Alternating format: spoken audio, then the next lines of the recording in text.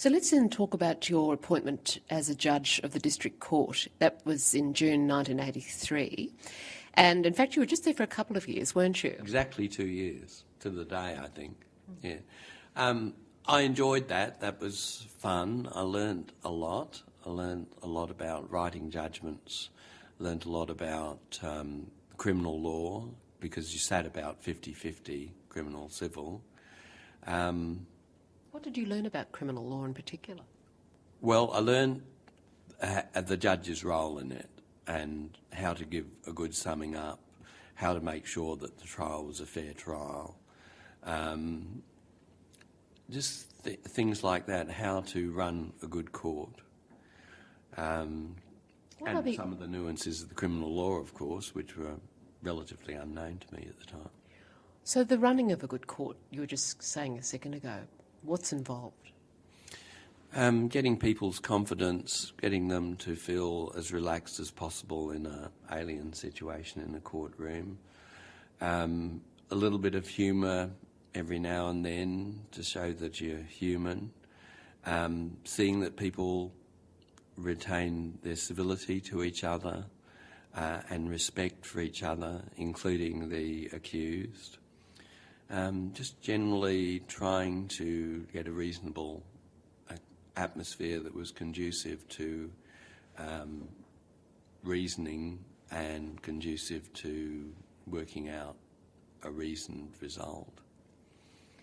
It's been said that institutions, and courts being a classic example, necessarily mould the people who go through them. So, for example, in a courtroom setting, people automatically change their behaviour that they might otherwise tend to be like in everyday life. When they go into that room, they tend to assume almost immediately that they're required to behave differently and to go about their business differently. And obviously officers of the court would know that, but for a person who's new to the court system, as you know, appearing before a court, for example, do you find that that works in that way? Did you find that during those years, or do you find that more and more people don't have as much, if you like, respect for the way the courts work, and they tend to question and challenge it more than perhaps at the time when you were on the district court?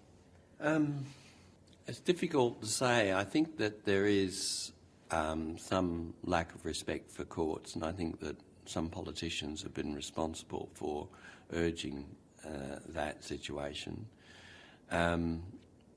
I think that courts will only get respect if they deserve it, and so it's up to the officers of the court, and in particular the judges, but also the counsel, to behave in such a way that is deserving of respect.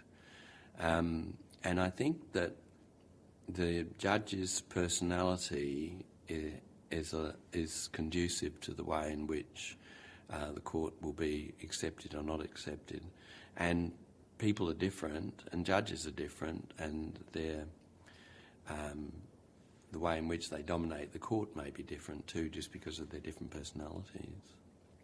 What was your style like? I've read many tributes to your style, but and by that I'm asking, there were, in the old days, more, if you like, black letter type judges, and yet that's been described as a kind of cloak for personal biases, personal values that people didn't necessarily always pick up on, whereas I believe you contributed to a much more open atmosphere. I hope so. I tried to be conciliatory but firm at the same time to keep proper order in the court.